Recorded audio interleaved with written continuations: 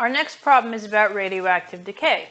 So you see, it's telling you, here's a sample of Einsteinium-252, and it decays to 64.3% of its original mass after 300 days. Okay? So basically, it's the same idea as before. Because the population size, or the amount of radioactive material being the population, is proportional to the amount that's still there, it ends up being the same formula, y of t equals y naught e to the kt. The only difference here is that k is going to turn out to be negative.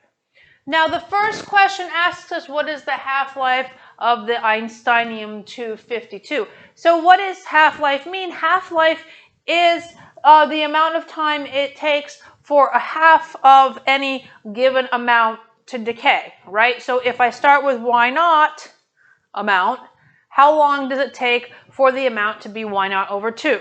So that is a constant dependent on whatever the material is, right? The material properties, how fast that particular radioactive thing decays.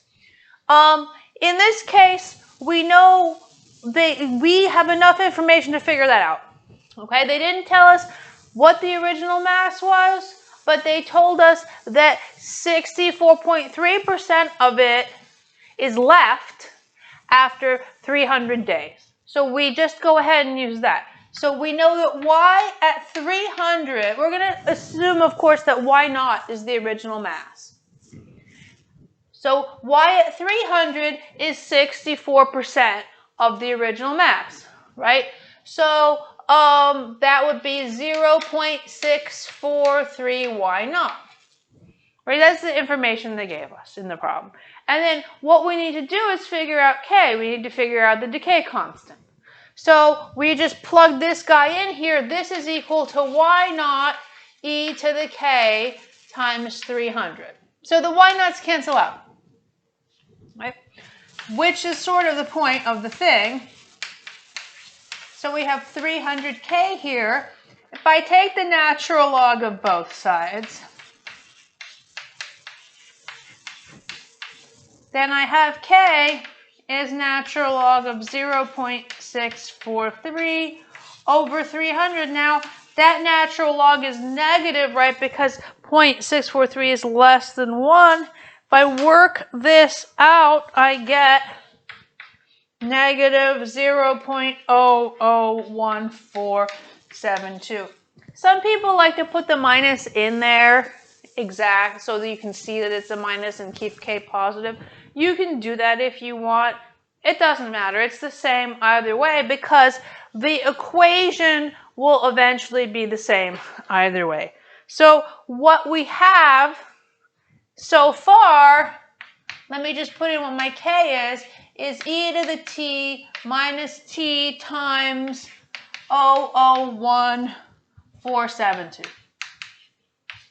Or you could keep it as that. That's not any better, right? So that's my equation. Now I haven't yet answered the question, right? The question wants the half-life. But once I have the equation, I can easily figure out the half-life, because what is the half-life? The half-life is the time t when y of t is half of y naught. So only half of the original stuff is left. Okay? But then I can just plug this in, right? And solve for t. Y naught over 2 is y naught e to the minus t times this number, whatever it was, k. And again, the y naughts cancel out. So I have 1/2 equals e to the minus t times this thing. Natural log of both sides.